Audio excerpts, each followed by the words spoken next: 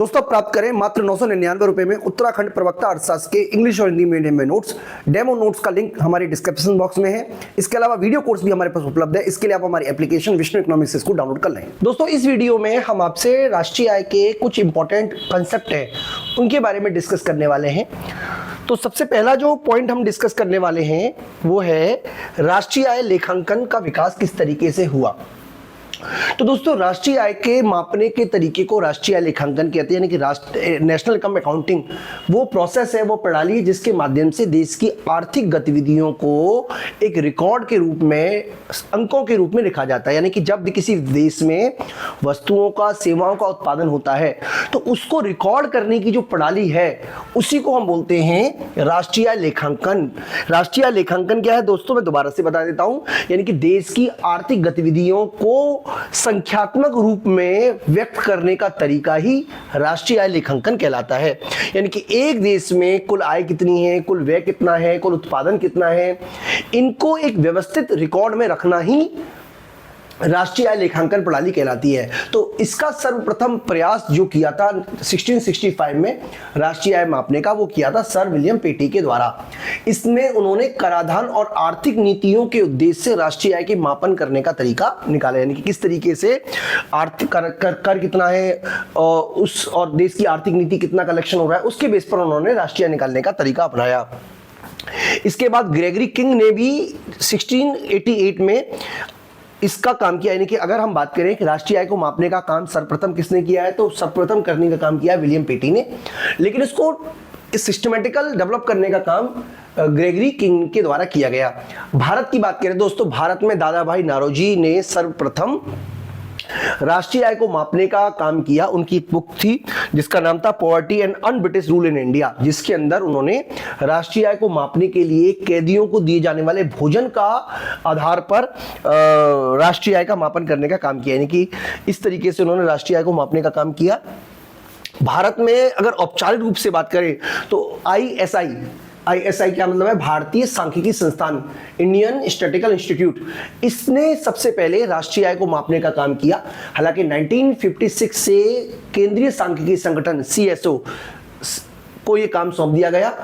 इसके बाद जो सीएसओ है वो हर साल annual white paper on national income प्रकाशित करता है, जिसमें राष्ट्रीय आय से जुड़े हुए आंकड़ों को लिखा जाता है, आंकड़ों को प्रस्तुत किया जाता है कि भारत में राष्ट्रीय आय को आकलन करने का काम एनएसओ के द्वारा सीएसओ के द्वारा किया जाता है। इसके अलावा वर्तमान की बात करें तो वर्तमान में वर्ष 2015 में राष्ट्रीय आय की गणना का आधार वर्ष 2015 से आधार वर्ष होता वो 2011-12 था, जो कि बदल के अब 17-18 कर दिया गया। यानी कि जो बेस ईयर है वो 17-18 कर दिया गया है। इसके पहले 2004-5 का आधार वर्ष माना गया था। 2022-23 में स्थिर कीमतों के आधार पर भारत की जो जीडीपी है वो 160.6 लाख करोड़ है, जिसमें वृद्धि दर 7.2% की रही है। वर्तमान में भारत की जो जीडीपी है वो वैश्विक स्तर पर चौथी सबसे बड़ी अर्थव्यवस्था के रूप में भारत देख ली जाती है।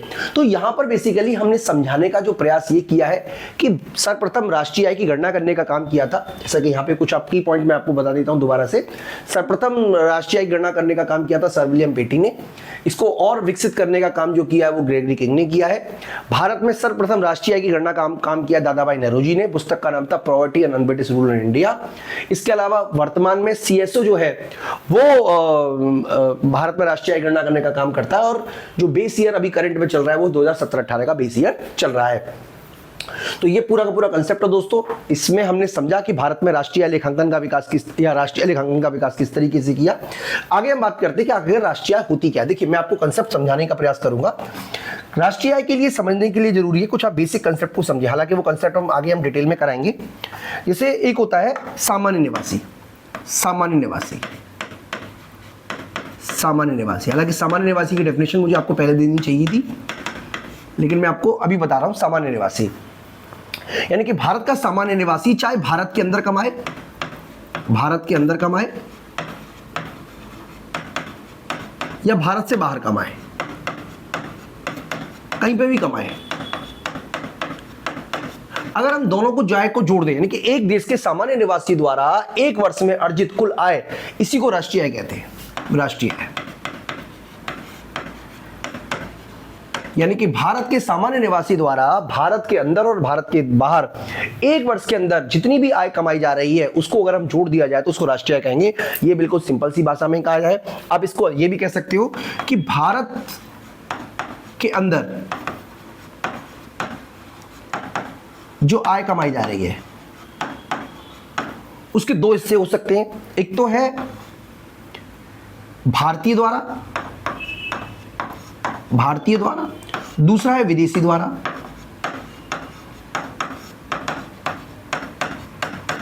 इसी तरीके से भारत के बाहर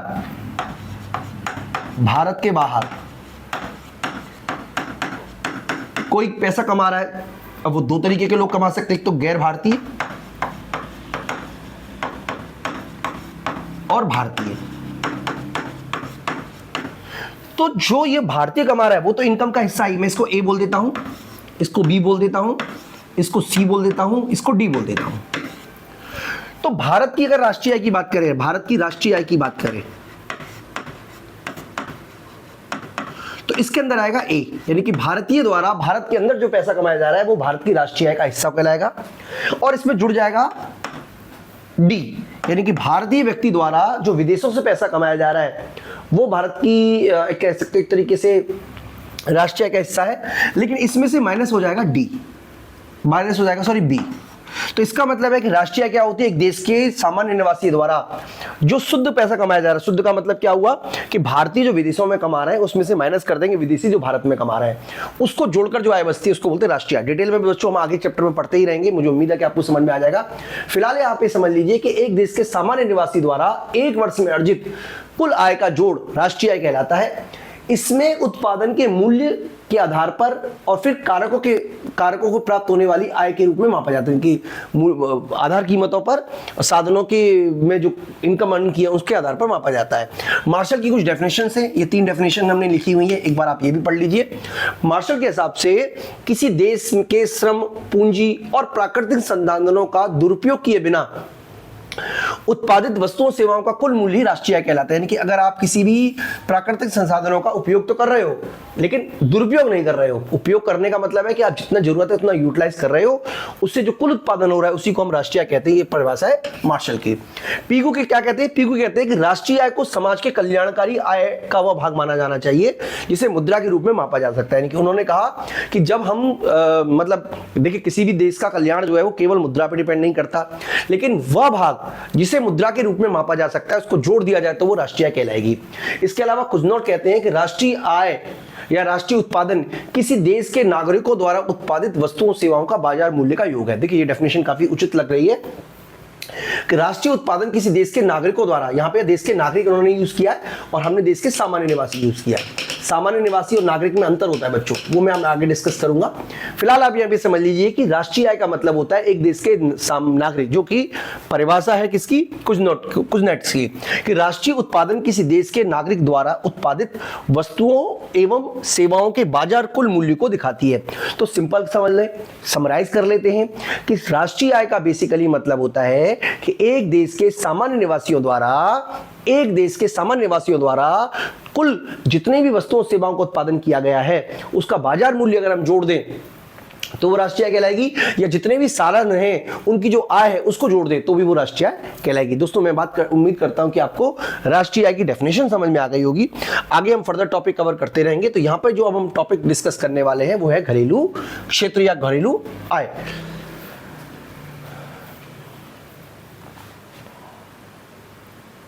दोस्तों अब हम बात करते हैं घरेलू सीमा या घरेलू क्षेत्र की, जिसको हम इंग्लिश में डोमेस्टिक टेरिटरी बोलते हैं।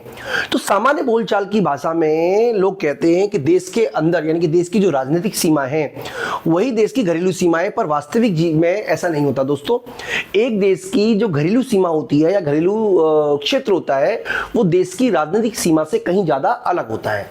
यानी कि केवल इसके अंदर घरेलू राजनीतिक सीमा शामिल नहीं की जाती, बल्कि इसका मतलब होता है टोटल भौगोलिक और प्रशासनिक क्षेत्र जो भारत के कंट्रोल, हम भारत की बात कर रहे हैं तो भारत का जो मतलब एक तरीके से भारत की घरेलू सीमा के अंदर केवल भारतीय सीमा ही नहीं आएंगी बल्कि कुछ ऐसी भी जगह आएंगी जो भारत के अलावा विदेशों में स्थित है, लेकिन भौगोलिक दृष्टि से उन पर या कह सकते हो राजनीतिक या आर्थिक दृष्टि से उन पर भारत का ही नियंत्रण होता है।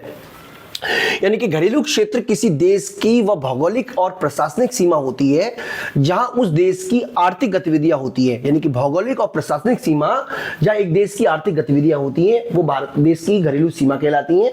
और ऐसी सीमा के अंदर कोई आय अर्जित की जा रही है तो वो देश की घरेलू आय ही कहलाएगी।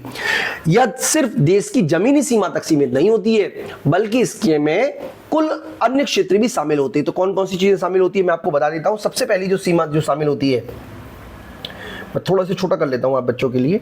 देखिए, पहली जो शामिल होती है वो देश की राजनीतिक सीमा। मैं यहां पे लिख भी देता हूं, हालांकि लिखा हुआ है नंबर 1 देश की राजनीतिक सीमा।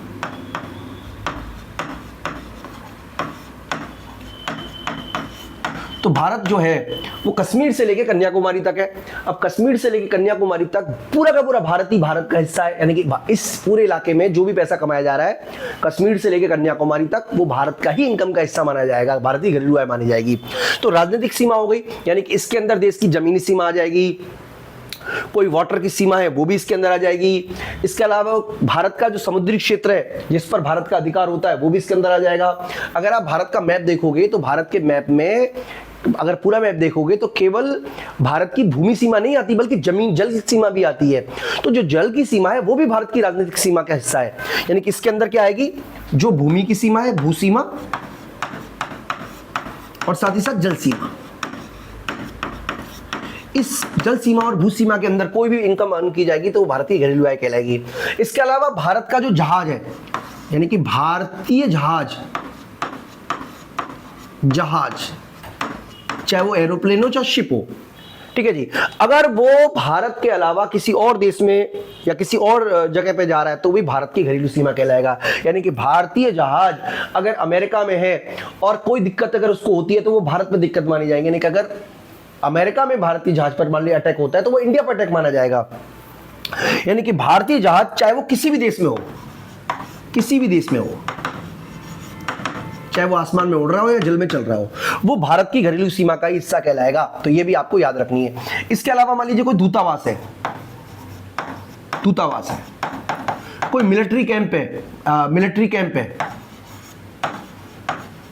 कैंप है या कोई व्यावसायिक मतलब होता है काउंसलेट होता है एक तरीके से, वो भी भारत की घरेलू सीमा का ही हिस्सा माना जाएगा। यानी कि इसके अंदर केवल और केवल राजनीतिक सीमा नहीं आएगी, केवल और केवल जल सीमा और आप कह सकते हो भूमि सीमा नहीं आएगी, बल्कि इसके अंदर जहाज भी आएंगे। यानी कि भारतीय व्यक्तियों द्वारा चलाए जाने वाले जहाज जो एक देश से दूसरे देश में जा रहे हैं वो भी इसके अंदर आएंगे। और अगर कोई दूतावास या मिलिट्री कैंप है वो भी इसके अंदर आएगा। यानी कि अगर मान लीजिए भारतीय दूतावास अमेरिका में है तो वो दूतावास भारत की इनकम का हिस्सा माना जाएगा। इसी तरीके से अगर अमेरिका दूतावास भारत में है तो वो दूतावास के अंदर कोई पैसा कमाई जा रही है तो वो अमेरिका की पैसा माना जाएगा। ये आपको याद रखना है। इसके अलावा मछली पकड़ने वाले जहाज, तेल की गैस और रिंग, ये सब इसके अंदर आ जाते हैं। और वाणिज्यिक दूतावास, तो 4 चीजें इसके अंदर आप याद रखिएगा। नंबर 1 जल सीमा, वायु सीमा, जल सीमा और भू सीमा, वायु सीमा भी इसके अंदर आ जाती है। आपको पता है भारत के ऊपर से अगर कोई प्लेन जाएगा तो भारत को उसका पैसा मिलता है, तो वो भी भारत की एक तरीके से सीमा हुई। तो भारत की जल सीमा, भूमि सीमा और वायु सीमा ये भारत की हिस्सा है। इसके अलावा भारत के जहाज और भारत के प्लेन और शिप, ये सब भी भारत की घरेलू सीमा का हिस्सा है। इसके अलावा कोई काउंसलेट है, कोई मिलिट्री बेस्ड है, कोई एम्बेसी है, विदेशों में स्थित है तो भी वो भारत का हिस्सा माना जाएगा, भारतीय है अगर है। इसके अलावा मछली पकड़ने के लिए जहाज अगर कोई जा रहा है, कोई तेल या गैस का रिंग है, चलते हुए रिंग है, जैसे मुंबई से लगभग 200-250 मील दूर बॉम्बे हाई है जहां पे तेल निकाला जा रहा है, वो भारत का हिस्सा है। अगर वो रिंग तैरता हुआ जो पानी का रिंग है वो भारतीय हिस्सा है, ये आपको समझना पड़ेगा। तो इस तरीके से दोस्तों हमने दूतावास के कंसेप्ट को घरेलू सीमा के कंसेप्ट को समझा। आपको पॉइंट वाइज अगर हम याद रखना है तो आप याद रखिएगा कि इसके अंदर 4 चीजें आती हैं। नंबर 1 जल सीमा, वायु सीमा और भू सीमा। तो एक तो ये हो गई राजनीतिक सीमा। दूसरा इसके अंदर आएगा जलयान, वायुयान। तीसरा इसके अंदर आएगा काउंसलेट यानी कि दूतावास। इसके अलावा एम्बेसीज, वाणिज्यिक दूतावास। और चौथा इसके अंदर आएगा जो तैरते हुए रिंग है, या जो तेल का रिंग है, या गैस के रिंग है, या मछली पकड़ने वाली नौकाएं, ये सब इसके अंदर आता है दोस्तों। तो इस तरीके से हमने घरेलू जो सीमा होती है वो राजनीतिक सीमा से ज्यादा बड़ा दृष्टिकोण रखती है। कुछ चीजें इसके अंदर नहीं आती हैं, चाहे वो देश के अंदर ही हो, यानी कि विदेशी देशों के दूतावास, वाणिज्यिक दूतावास, सैन्य प्रतिष्ठान जो भारत में है विदेशों के, वो भारतीय घरेलू सीमा का हिस्सा नहीं कहलाएगा। अमेरिका का दूतावास अगर भारत में है तो वो अमेरिका की घरेलू सीमा कहलाएगी। अमेरिका का मिलिट्री कैंप अगर भारत में है तो वो अमेरिका का मिलिट्री कैंप कहलाएगा, अमेरिका की घरेलू सीमा कहलाएगी। इसके अलावा कोई अंतर्राष्ट्रीय संगठन है, जैसे WHO का ऑफिस है, IMF का ऑफिस है, इंडिया में खुला हुआ है, UNO का ऑफिस इंडिया में है, तो ये सब के सब भारतीय घरेलू सीमा का हिस्सा नहीं कहलाएंगे, यानी कि विदेशी संगठन, अंतर्राष्ट्रीय संगठन। अब कोई बैंक होगी तो वो भारतीय घरेलू सीमा है, ऐसा नहीं है कि अगर कोई विदेशी बैंक भारत में है तो वो विदेशी घरेलू सीमा कहलाएगी, ऐसा नहीं है। लेकिन अगर कोई विदेशी संगठन है, कोई अंतर्राष्ट्रीय संगठन का ऑफिस खुला हुआ है, तो वो अंतर्राष्ट्रीय संगठन का जो ऑफिस है वो भारतीय घरेलू सीमा का हिस्सा नहीं होगा। तो दोस्तों ये पूरा का पूरा कंसेप्ट है जिसमें हमने आपको समझाया कि घरेलू क्षेत्र या घरेलू सीमा क्या होती है। तो अब हम एक कंसेप्ट को समझने की कोशिश करते हैं, वो है सामान्य निवासी क्या होता है। देखिए, देश की राजनीतिक जो आप कह सकते हो एक तरीके से जो नागरिक होता है, वो नागरिकता का कंसेप्ट बिल्कुल अलग है। सामान्य निवासी बनने के लिए देश का नागरिक होना जरूरी नहीं है, बस इस बात का कंसर्न जरूरी है कि उस देश जो व्यक्ति है उसका आर्थिक हित, इकोनॉमिक इंटरेस्ट किस देश से जुड़ा हुआ है। मतलब हर व्यक्ति जो भारतीय अमेरिका चला जाएगा वो भारत NRI नहीं कहलाएगा। NRI वो होगा जो भारतीय मूल का होगा लेकिन अमेरिका में जाकर बस गया, नौकरी वहीं करता है, वहीं उसका बिजनेस है, वहीं रोना, वहीं सोना, वहीं खाना, वहीं पीना, तो उस तरीके का जो व्यक्ति होगा वही कहलाएगा NRI। यानी कि कहने का दोस्तों मतलब ये हुआ कि भारतीय सामान्य निवासी, रेजिडेंस ऑफ इंडिया RI, ये वो व्यक्ति होता है जो एक तो देश का सामान्य निवासी का मतलब होता है सामान्य निवासी, जो भारत का नागरिक होगा। ये जरूरी नहीं है कि वो भारत का सामान्य निवासी भी हो। सामान्य निवासी का मतलब है कि एक व्यक्ति जो 1 साल से अधिक उस देश में रह रहा हो जिस देश में उसके आर्थिक हित जुड़े हैं। यहां पर सबसे इंपॉर्टेंट है आर्थिक हित, और 1 वर्ष का समय।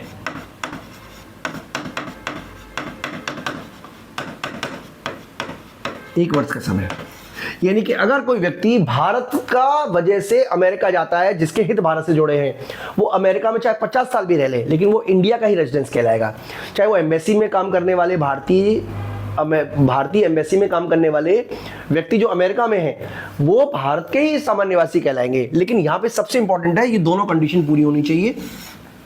अगर कोई व्यक्ति घूमने के लिए जा रहा है, पिकनिक मनाने जा रहा है, शादी ब्याह में जा रहा है, तो ऐसा व्यक्ति सामान्य निवासी नहीं कहलाएगा। यानी कि किसी देश का सामान्य निवासी वह व्यक्ति या संस्था होती है जो सामान्य रूप से उस देश में 1 वर्ष से अधिक समय रह रहा हो और जिसका आर्थिक उस देश से जुड़ा हो। सामान्य निवासी के लिए निम्नलिखित को शामिल नहीं किया जाता, जैसे विदेशी पर्यटक और आवंतक, दूतावास में विदेशी कर्मचारी, अंतर्राष्ट्रीय संगठन के कर्मचारी और विदेशी जहाजों के कर्मी, ये सब सामान्य निवासी नहीं कहलाएंगे।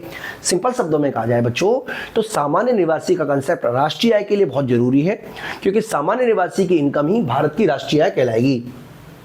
तो सिंपल शब्दों में मैं आपको समझा देता हूं सामान्य निवासी कौन होता है।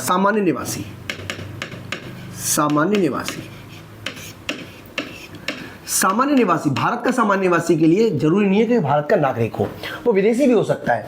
लेकिन अगर कोई विदेशी कोई भी विदेशी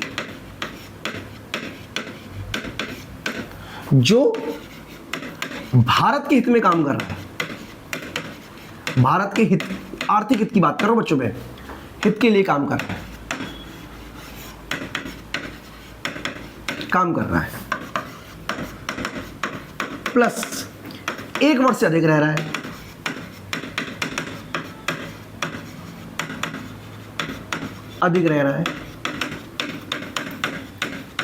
यानी कि 1 वर्ष से अधिक रह रहा है और भारत के लिए काम कर रहा है, कोई भी विदेशी या भारतीय, यानी कि विदेशी या भारतीय जो भारत के लिए काम कर रहा है और 1 वर्ष से अधिक भारत में रह रहा है, तो वो भारत का सामान्य निवासी कहलाएगा। दोस्तों मैं भारत का सामान्य निवासी भी हूं, भारत का नागरिक भी हूं, नागरिक भी हो सकता है, सामान्य निवासी भी हो सकता है। ऐसा भी हो सकता है कि भारत की नागरिकता ले ली हो लेकिन काम किसी और देश के लिए कर रहा है। तो नागरिकता का जो कंसेप्ट होता है वो पॉलिटिकल कंसेप्ट है और जो सामान्य निवासी कंसेप्ट है वो आर्थिक कंसेप्ट है, इकोनॉमिक कंसेप्ट है। तो आपको याद रखना है कि सामान्य निवासी के लिए ना तो कोई सर्टिफिकेट की जरूरत पड़ेगी, ना कोई स्टाफ की जरूरत पड़ेगी। बेसिक कंसेप्ट ये है कि एक व्यक्ति जो भारतीय हित के लिए काम कर रहा हो, चाहे वो भारतीय हो या विदेशी हो, और 1 वर्ष से अधिक रह रहा हो, तो वो भारत का सामान्य निवासी कहलाएगा। दोस्तों ये पूरा का पूरा कंसेप्ट है। इसके अंदर अंतर्राष्ट्रीय संगठन में जो लोग काम कर रहे होते हैं वो इसमें शामिल नहीं होते। इसके अलावा जो एरोप्लेन या शिप वगैरह कर रहे हैं, कोई टूरिस्ट है, कोई पिकनिक मनाने आया है, कोई मेडिकल टूरिज्म टूरिस्ट पे आया है, ये सब भारत, ये सामान्य निवासी की श्रेणी में नहीं आते। दोस्तों इस वीडियो में इतना ही। Thank you.